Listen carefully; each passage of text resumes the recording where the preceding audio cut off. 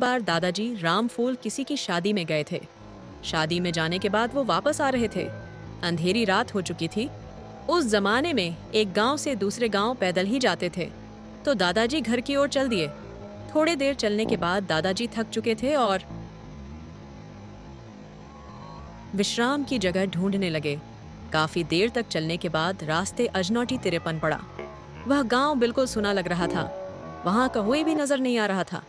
चारों तरफ एकदम अंधेरा छाया हुआ था। हाँ, केवल चीज चिकाट के रोने की आवाज जरूर सुनाई दे रही थी।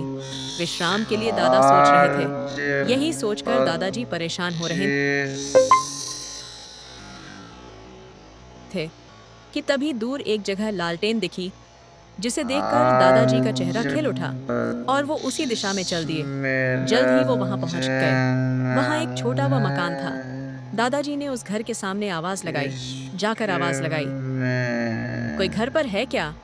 पहली बार में कोई जवाब नहीं आया। तो उन्होंने दोबारा से आवाज लगाई। इस बार घर के अंदर से एक औरत बाहर आई। उसने लुगड़ी ओढ़ रखी थी। जी हाँ, बताइए क्या काम है? दादाजी ने राहत की सांस ली। मुझे रात भर विश्राम के लिए जगह मिल सकती है क्या? मैं बहुत दूर से आया हूँ और काफी थक गया। ठीक है, आप रुक सकते हैं। उस बहुत खूबसूरत औरत ने हाँ भर दी थी। पर दादाजी ने पूछा, क्या आपके यहाँ और कोई नहीं रहता है? और ये गांव भी एकदम सुनसान है। कोई भी नजर नहीं आ रहा। सब लोग आखिर कहाँ गए? औरत कुछ बोली नहीं और बाद में बोली, मेरे पति तो काम के सिलसिले में दूसरे गांव गए हैं और गांव इसलिए सुनसान है क्योंकि रात काफी हो।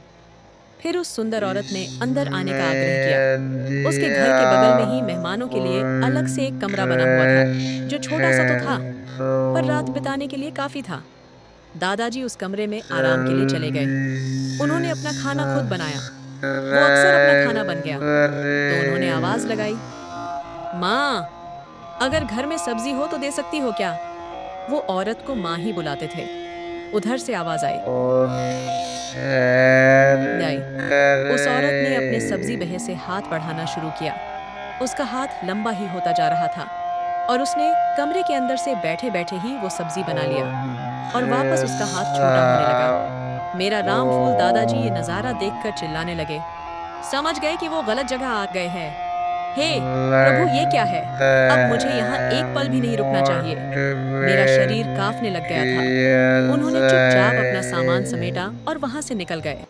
उन्होंने पलटकर भी नहीं देखा।